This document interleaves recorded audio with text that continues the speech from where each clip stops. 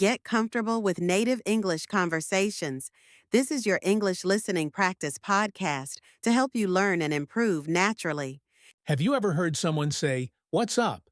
and thought, "Wait, do I say good or nothing much, or what?" Or maybe you've been in a situation where someone said, let's play it by ear, and you were like, play what? What does that even mean? We get it. Real-life English can feel like a whole different language compared to what's in textbooks. You might know how to say, "How are you?" but when it comes to casual everyday phrases, it's easy to feel lost. That's exactly why we're here today. We're sharing 20 more super common English phrases that native speakers use all the time. These phrases will make you sound more natural, confident, and fluent in everyday conversations. No stress, no pressure, just real English you can start using right away. Oh, and I'm Liam, by the way. And I am Emily.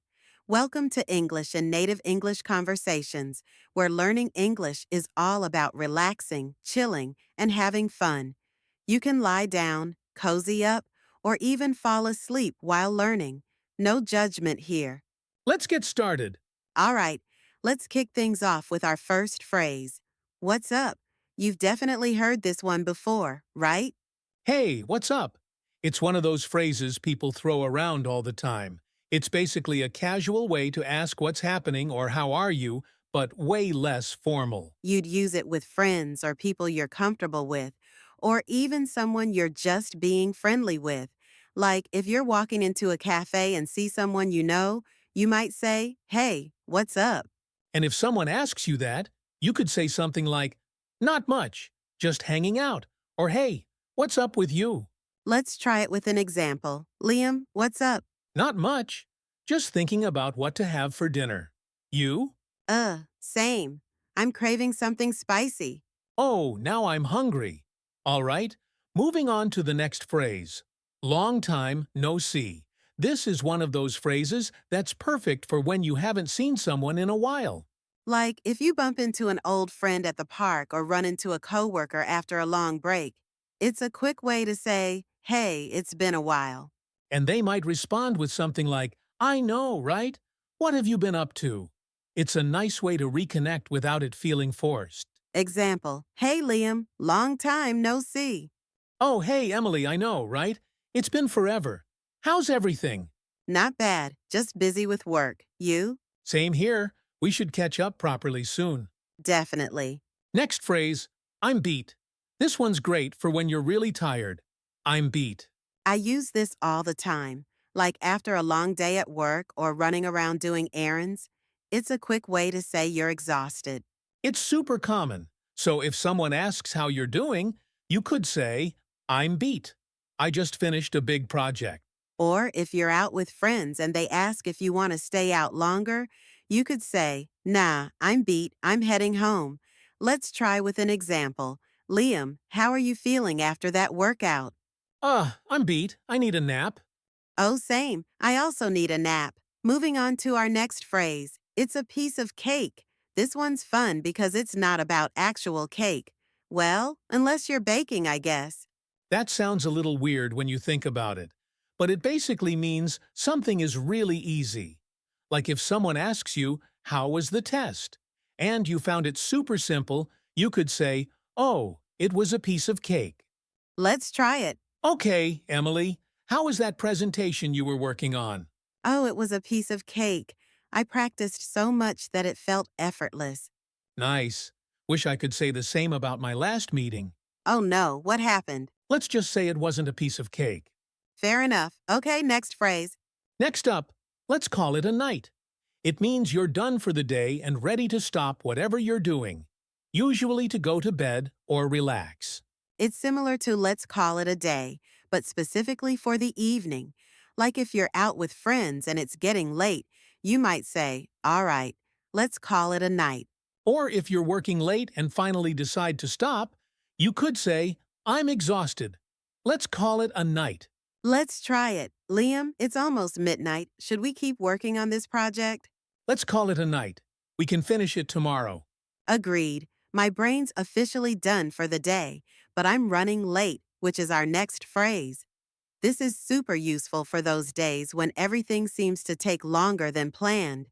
Right. It's a quick way to say you're behind schedule. Like if you're supposed to meet someone at 3 o'clock, but you're still at home at 2:45, you might text them, "Hey, I'm running late. I'll be there in 20 minutes." It's a polite way to let someone know you're not going to be on time. You could also use it at work if you're stuck in traffic and need to let your boss know. Let's try it.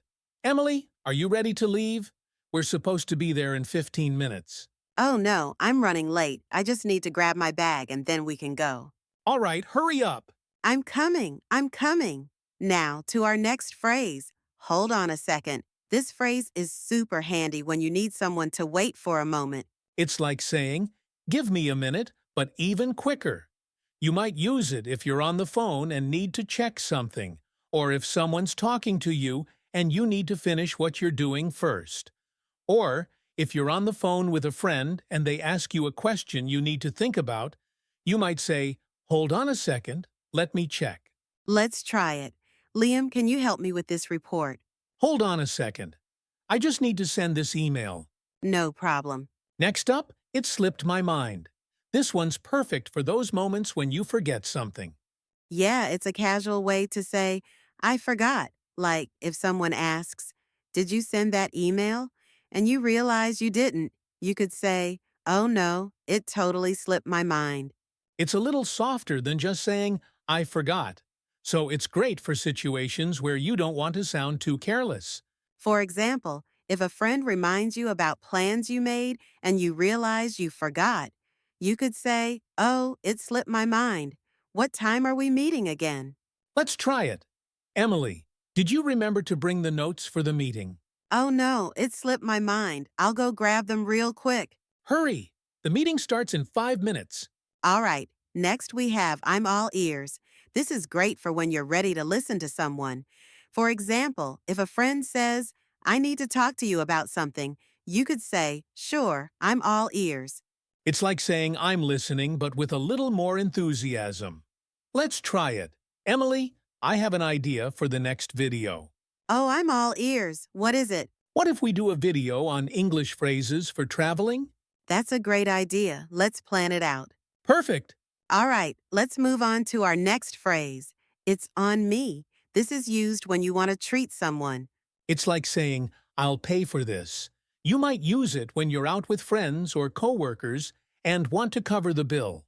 For example, if you're at a cafe with a friend and you want to pay for their coffee, you could say, don't worry, it's on me. Let's try it with an example. Okay, Liam, let's grab lunch. Sounds good. Where do you want to go? How about that new sandwich place? Sure, and don't worry about paying. It's on me. Really? Thanks. No problem. Next up, let's play it by ear.